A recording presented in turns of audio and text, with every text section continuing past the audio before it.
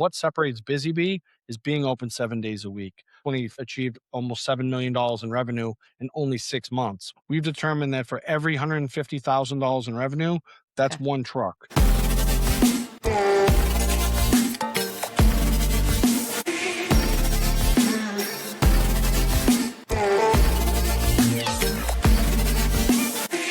Welcome to Franchise Focus. Today, I'm joined by Sal Longo, owner of Busy Bee Jumpers and the person leading the brand's move into franchising. Sal's story is different from most franchise founders. He did not come in from the outside. He started in the business as a delivery driver while still in high school, handling setup, breakdown, and customer interactions. Over time, he grew with the company in leadership and now ownership. That matters because he understands this business at every level, from loading trucks to building systems and scaling operations. Busy Bee Jumpers is an early as a franchise that creates both opportunity for entrepreneurs that are comfortable with a growing brand. Welcome, Sal. Thank you so Tell much us for a little having bit. me. Yeah, I'm so excited to have you here. Tell us a little bit about your. I shared a little bit about your background, but just your experience with growing up in the ranks of Busy Bee. Yeah, so as a graduating senior in high school, I was looking for a part-time job before becoming a freshman in college. I met the brand Busy Bee, which was a secondary income source for my then business partner, Jim and Denise. They Okay. owned two daycares and preschools, and they were looking for young, strong men to deliver these heavy vinyl inflatable bounce houses. I remember, the first day I worked with them, this business was infectious to me, and I was able to set this water slide up for children, and they were just overjoyed with happiness. The parents were smiling. They gave me a hug when I walked out of their yard, thanking me for setting this up. And for me, I never experienced a moment like that while at work. So for me, I was enamored with the industry. I said, how can I get more of this? And I said to I said, this is an incredible, incredible business. I said, I walked out of there. I got tipped by the family. They were thanking me. I was like, this business is just unique, and I became obsessed with it. I was 18 years old at the time. I've been in this business for now 24 years. I became partners several years after starting as a delivery driver, and we expanded it from a secondary source of income to a main focus of ours that is now a full-time. We're located just south of Boston, Massachusetts. The business was founded in 1998. We started franchising last year in 2025. Opened 4 franchises since, and we've got several others in development that we're set to open before the end of the calendar year in 2026. That is fantastic. At what point did you realize this could be more than a local operation? So as we were starting to understand our marketing mediums and really understanding our KPIs, understanding that this industry is extremely fractured, it's fragmented. A lot of the operators are treating it as a secondary means of income. It's really in all reality a side hustle for a lot of operators. When I put a full focus on this business, I realized by working 7 days a week, having phone operators answer the phone, that it created that level of trust with our clients Mm. that really made Busy Bee the well-known provider of entertainment for their children, whether it be for a backyard barbecue, a school event, a church event, doing a town event. We work with many police and fire departments, recreation departments. We knew we had something special here. As we started to grow the business and expand to different geographies and different territories, we really started to see our margins increase. One of the things that I noticed was by keeping the inventory streamlined, we really had the opportunity to achieve even higher margins for our profitability. And that's what truly changed the model here. We currently operate 45 vehicles a day in season. We've got 150 staff that come through our building at our main location. Oh my And God. in 2020, achieved almost $7 million in revenue in only 6 months. We're only open 6 months a year. In the Northeast, we stay closed because of the seasonality. My gosh, that is phenomenal. So you talked about you streamlined your product offering, I guess not Mhm. offering too Yep, many different types of outside service or models, I guess. correct. Yeah, so one of the things that we noticed in COVID was prior to 2020, when COVID hit and shut everything down, we were trying to entertain all possible clients. We were doing movie nights, trackless trains, we were doing ice cream trucks, mechanical rides, and we're really exhausting our staff from a Hmm. training standpoint, from an insurance standpoint. As you can imagine, running a mechanical bull at a bar at night at 12 o'clock, 1 in the morning has a lot higher risk than setting up a simple bounce house for a 3 or 4 year old birthday party in the backyard. So what we did was we liquidated all of those pieces of equipment that were not really catered to our foundation of our operation. And what we found was by getting rid of those beautiful shiny objects and really staying focused, I think Raising Cane's Chick-fil-A, very tight menu, high margin, great quality, high consistency. That's what we're able to do at Busy Bee. When I spoke to my insurance company about us liquidating all those other products, we were able to lower our insurance costs tremendously, which was one of our highest KPIs. Additionally, we were able to lower our labor costs because training was not as intense. Our system was much more efficient and simplified. And by doing that, we could hire staff much quicker and get them on trucks out delivering piece of equipment at a higher scale. That's amazing. One of my questions was gonna be, what are the biggest inefficiencies you saw early on? That's a great one. Any others that you think maybe the mom and pops still do, but you don't? Yeah. Yep. So first and foremost, right, streamline the inventory was our most Mhm. important. But second was we had a very archaic model of getting our deliveries out. We were not utilizing technology to the capacity that we could. So we partnered with our operating system. We created a driver app with a routing system with AI features that know the capacity of what each truck can handle on a given day. Now Wow. that allows us to track each delivery by the minute and tells us whether we're on time, ahead of schedule, or behind schedule. So we've hired an operations manager to then track this progress of our delivery staff. And we've taken labor, which was north of 30%, and we've reduced that down to margins of just over 20%, putting 10% to our bottom line just by increasing the monitoring of our drivers and our staff. I have no words for that. That's amazing. That is It was 10%. That is It giant was truly life-changing for life our changing. business, right? Yeah. And then what it also did was allowed us to be more safe. So by Yeah. setting up such scale of these equipment, by not having to focus on the ice cream trucks and the Board of Health and making sure that the trackless train is charged, by not being distracted by those inefficiencies, we're able to focus in and make sure the water side is set up properly, the hose connection is done properly, and the outlet is GFI protected. Those for us changed everything we do. We end up almost doubling revenue since that turning point in COVID.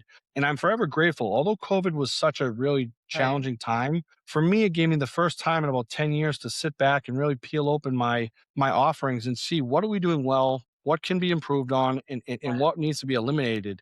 And I think that break that was almost forced upon us, really a very crucial time to either improve your business, stay stagnant, or go the other way. And for us, it was crucial. What happened was is after that turning point in COVID is I recognized that we might have a model that's franchisable. So when we dissected our numbers and reverse engineered the revenues that we're doing, we realized that some territories closest to our warehouse and our territory populations and our franchise offering are 500,000 people. Mhm. And what we realized was for those 500,000 people we're servicing, we're producing over $1 million of revenue in our top three performing territories. So what we saw was we can offer a franchise package with a set amount of bounce houses, a territory population of 500,000 people in a blueprint, in a model to be able to service that area. Our first four franchisees came in all organically to me. So we strategically said, great, we've got a personal relationship with them. There's a level of trust there and a level of patience. So we're Mhm. now able to validate the system and get these guys successful before we open this up nationwide. Fantastic.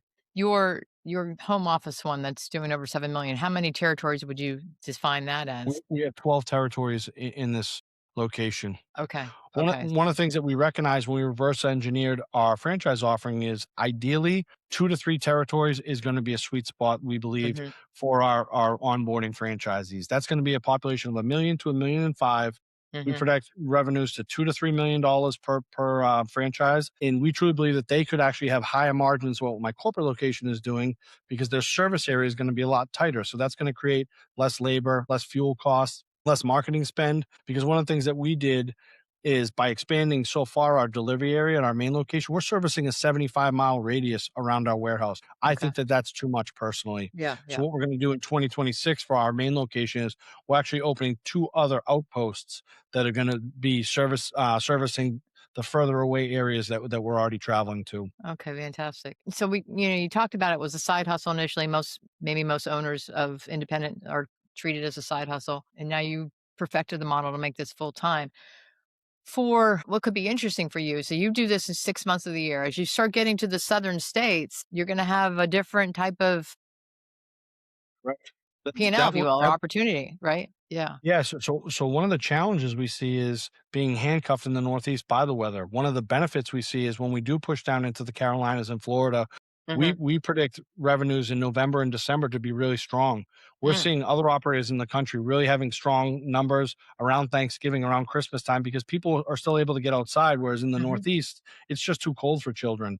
Yeah. So we think by climbing over that mountain we have in the Northeast here, we're actually going to have a better chance of success very early on in the southern states, especially as we push out into Louisiana, out to Texas, and then up the West Coast. Yeah, no, I think so. I mean, it helps a lot that you started this in the north, and so you have a defined how much you can earn in those 6 months, and I'm sure it's a lot of grind. What do you do with employees when you're not operating those 6 months, or they're not Yeah. operating? Yeah, so it's very interesting because I think of us just like a sports team. I played sports in college. I love the sports analogy that this is our off season, and to be good in season, you have to plan, you have to prepare, you have Yeah. to have those difficult conversations. Hey, this is going well. Let's improve on that. But hey, this is not going well. And how are we going to work on this and improve this? So I call it the administration phase. It's really our off season. We do lay off a lot of our drivers, a lot of our warehouse help, but we have a very, very strong core nucleus that meets weekly here. I Okay. keep a lot of staff working year round here Okay. because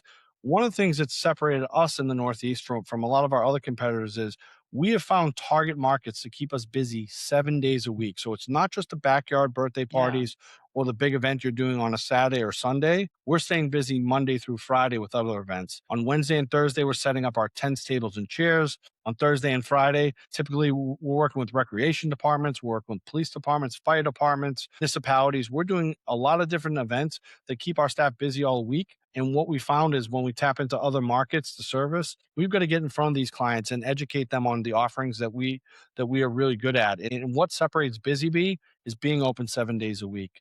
Open 7 to 7, in-house safety program. The driver app is incredible for client communication. So Yeah. one of the things that we found when we pick up a lot of new clients is they would tell us we would book with a specific company, and then the day of the event we couldn't get a hold of anybody, and that Yeah. was very stressful for us. But Yeah. for us, we have a call center that has 10 operators in there answering the phone all day. So that just allows another additional level of trust for our end users that really, really separate us from our competition. Will each location use your call center, or will they have their own, or how are you doing that? Yeah, so we all yeah, that's a great question. We have a 6% royalty off of gross revenue, but there's an optional 3% call center fee that Yeah. if the franchisees want to utilize our call center, which is open 7 days a week, 7 to 7, they can. All four of our first early adopters in our model have taken the call center up for Yeah, themselves and their I think that benefit. makes a lot of sense. What are some of the biggest cost buckets that a manager or an owner would need to manage early on in this business? Yeah, so first and foremost, right, is you're going to get your inventory package. That's going to be a heavy lift, and then your truck.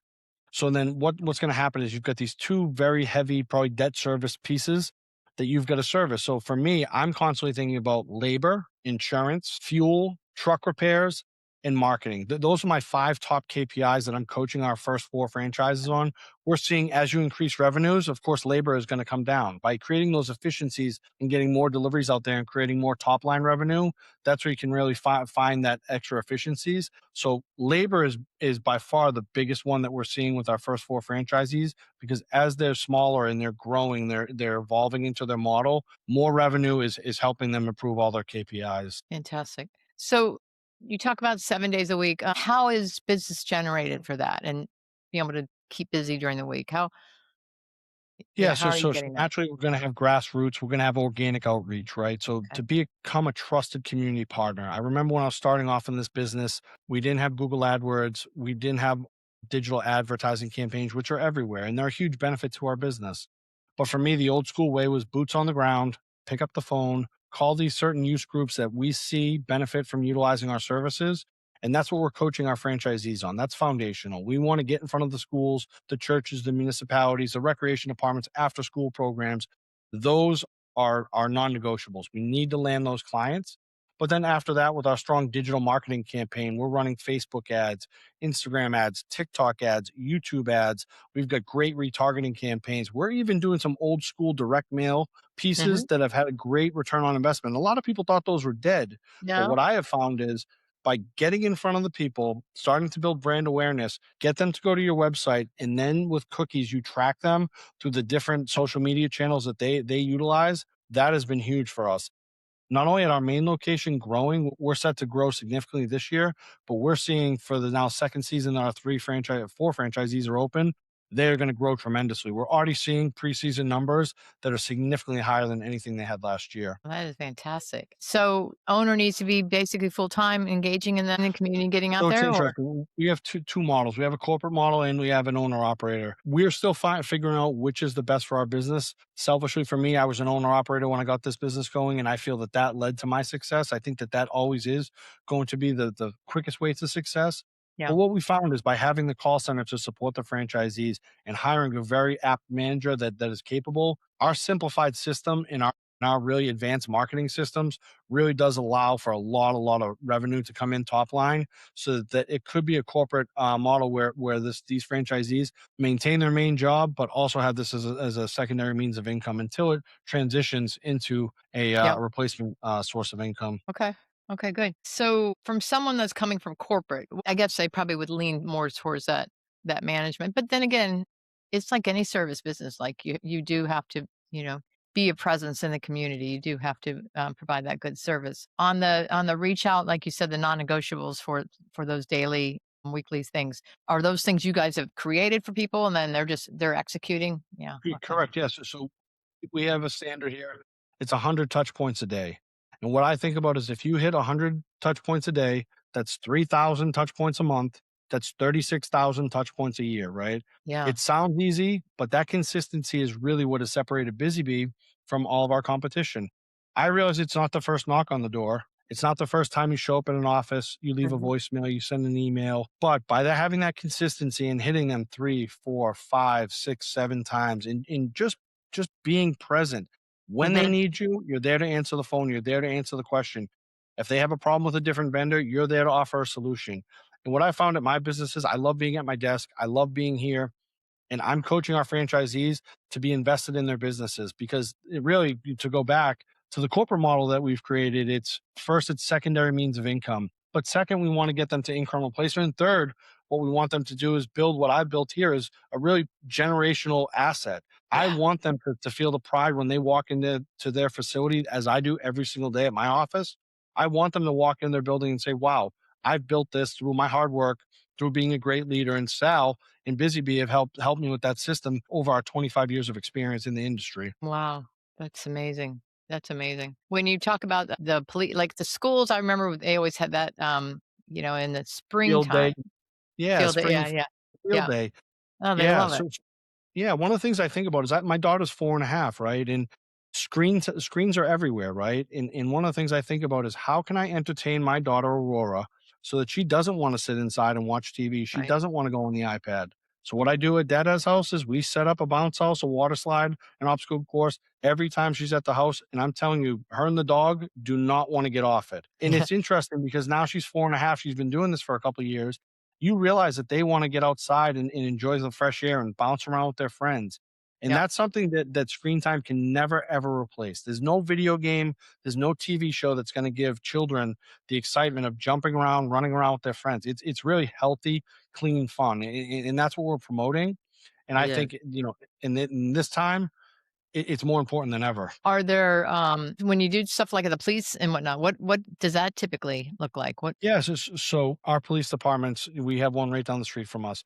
They just did the other day, they rented a few tents from us. They did a polar plunge. They brought in a huge ice tank and they said, "Hey, Sal, we need a couple tents for the officers changing." We Okay. set them up. In the summertime, we'll do their summer camps. We'll do their national night outs, and we'll provide obstacle courses. We'll provide different jump Oh, houses. Strategically, we've curated our inventory package for our franchisees. We're entertaining the little ones, your toddlers, your pre-K. We've got high school, middle school. We've got all the different age groups covered in our inventory package. And that's where these municipalities, whether it be police or fire or recreation department, sees a lot of value in working with Busy Bees because we're a one-stop shop. They're not going to have to go to other vendors for a different obstacle course, a different tent is. We know exactly what our end users need, and we've curated that package over our 25 plus years of making mistakes and buying the wrong piece of equipment. We know exactly what our customers need and how to educate them on how to use it. excellent. In a territory, let's say someone does a couple and it's 1 million. How many Yep. trucks do you envision they'll need over time, and what's that rollout look Yes. like? So it's really interesting. With our market in the Northeast, we've determined that for every $150,000 in revenue, that's Okay. one truck. So Okay. if you're going to run $300,000 in revenue, you're going to need two trucks. Okay. 450,000 is going to require three. So we ask that they buy or lease their first truck. We've got a beautiful graphics package. We just rebranded our company. We got beautiful blue, bright colors, great images of our products. And that's what really makes us stand out again. It just builds that level of trust when they see that lettered vehicle pull up, Hmm. clean uniforms, guys that are Corey checked coming out of the truck to, set the equipment up. So we found that, hopefully this year we'll start to see this as our franchisees hit $500,000 in revenue, they'll have three trucks operating to produce that amount of work. Okay. And what do those trucks typically cost them? Yeah, so it's interesting that there's a multitude of ways to facilitate the deliveries. They could do a truck and trailer. They could do as we call them city cab overs. It's Yep. an Isuzu NPR. Again, going back to our model, we are not including in our inventory package any trucks that require a CDL. Simply Hmm. very easy. Our drivers just need a DOT medical health card. These are trucks that students in college can drive. 18, Oh, 19-year-old guys can drive. They're very, very easy to operate. They're oh, good. just a little bigger than your standard car, and we've had a ton of success with them. That's fantastic. When you think about new franchisees coming on, what ideally would you like to see in your system as your partners? So I think first and foremost, gritty. I think about the group that I have here working with me at my corporate location. I don't think of it as a corporate location. We're more like a family. My 13 managers have all been with me 10 years or more. And that to me speaks volumes not only about the culture that I've created, but that they've helped curate and Yeah. still have today. So gritty is number one. Second is to be outgoing because when you're dealing with people in their events, that's a very special memory, right? And you want to feel excited for them. I think back every birthday party I have for my daughter, I get excited. I can't wait to get it decorated, whether it's going to be frozen or princesses or butterflies. I want people that are going to be excited for their clients, right? Because Yeah. these are memorable events. And what I found is by showing that energy and that enthusiasm, I've built friendships with clients over the last 25 years. And for me, that's so special when a client texts me and says, "Hey, Sal, this is our 15th year working together. Hey, Sal, you're not going to believe this, but my daughter's graduating high school. My son is graduating college." That for me is like mind blowing, but also so rewarding. Yeah. And that's what I want our franchisees to feel is they're not building something for a year or two, is that this could be the rest of their life. And for me, I just turned 42 years old. I feel like this is what I'm going to do the rest of my life. I am obsessed with this industry. I love this industry and it's not going anywhere. AI No, is it yeah. never gonna replace children's having fun in the backyard. No, absolutely not. What's one of the biggest events you've ever put on? It's interesting. We did an event for a town in a quarry, 5,000 people. We did everything from the catering. We did 40 bounce houses, and the average, not the average, the total cost of that invoice was over $65,000 That's a for a big four event. for a 4-hour event. Yeah, that one really was challenging logistically for me and my team, Yeah. but again, we've got such a great team here. Yeah. We didn't fight, we didn't argue. We said, "Hey, we've got a big challenge ahead of us. We're gonna do this by working together," and everybody did, and that's what I truly feel like the franchisees are feeling is they're becoming an extension of our family, and that's what I want them to feel like, Yeah. right? They're not just buying a territory and a blueprint and being handed and say, "Hey, go take this and run." They text me 7 days a week. I was texting with all of them yesterday. We've got active quotes flying out on Sunday, which for me is so exciting. It's March 22nd, and we're getting quotes out for our Cape Cod location, our Rhode Island location, Worcester location. They're asking me, how would you handle this job? How would you handle these logistics? That's where I really find like a lot of happiness and joy is not only are we having success at our corporate location, but our franchisees are getting excited and they're seeing the customers come in and start to reserve the items with them. No, you exude it, and so I'm sure that's Thanks. gonna to roll over into your franchisees, and I think it's important that you keep that culture, right, that of people that have that passion for it as well. Yeah, thank you. Yeah, no, it's fantastic. I mean, certainly some of the best birthday parties I ever had for my kids were the water slide by far. But I've Yeah, done bounce houses and everything, but it was always that I had a lot of friends that had that stress where somebody just never showed up and couldn't get a hold of anybody. So yeah, I feel like I got I think of it this way, right? Parents need a break. And what are these? inflatables do is they give the parents a break, Yeah. right? They can put some food out, they can, talk to family, friends, what have you, Yeah. and all the kids are gonna go on that Good centerpiece, point. and they're gonna be on it all day, and then when Yep. they get off it, they're gonna be exhausted, they're gonna sleep great, and really, it's money well spent, right? It's not just a magician who comes in for a half an hour, it's not just, a Right. small piece for entertainment, it's literally something that's gonna entertain the kids all day, and for me, doing this over 25 years, I have never seen the kids get bored of these. It's not, No. "Oh my god, we have another bounce house coming." It's, "The bounce house is here. I can't wait to get on it." It doesn't matter if they're 3 years old, 12 years old, 15 years old. We're booking high school and college events as well. Yep. As I kind of feel like this industry is just becoming much more well known that everybody could be a kid again, for a day. It's I really love that. exciting. I love that. It's so true. You're right. No one ever is upset that they're going to be able to do a bounce house. Yeah. And yeah, no, and then you see young people and even parents trying to jump in at times. Yeah. Yeah, we see grandparents going down the water slides with their grandkids, and what I think about is now with the use of phones and cameras, like, what a memory that must create for Mhm. that grandchild, right? When they get older, they're gonna look back and say, "Wow, my grandmother at 80 years old went down the water slide with That's me," pretty cool. right? What a Yep. memory, right? Yeah.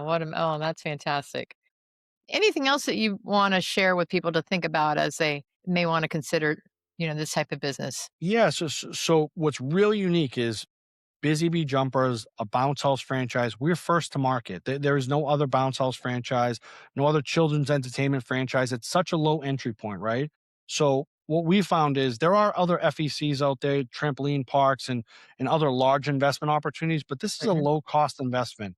This is a market that needs like-minded, business-minded individuals to step in and really organize it and take this fractured, fragmented market to another level. And I feel like that's what I've you know, really tried to do with my main location. We've had a ton of success with it. So Yeah. I would encourage anybody to go to our website, busybeejumpers.com. There's a franchise tab on there. Give me a call, send me an email. Let's set up time to speak more. And I can tell you what makes Busy Bee so unique and special and why you'd want to buy into an industry like this. First, a home service or versus another franchise. There's a lot of great franchises out there, but I truly feel that we have something so unique and we're in the very early stages that this is going to really, really take off in the coming years. And I'd love to talk to people more and explain it and just really show them what makes us so special. Yeah, no, I think it's clear. I really do believe this will really take off. You certainly got the heart. You're getting the systems, you're validating the systems. So I think it's so impressive what you've done with your Thank core you. business. So clearly you understand how to operate a business. So yeah, no, I appreciate your time, Sal. This is fantastic. Look forward to working with you. Awesome. Thank you so much, Laura. Yeah. Thanks. Thanks.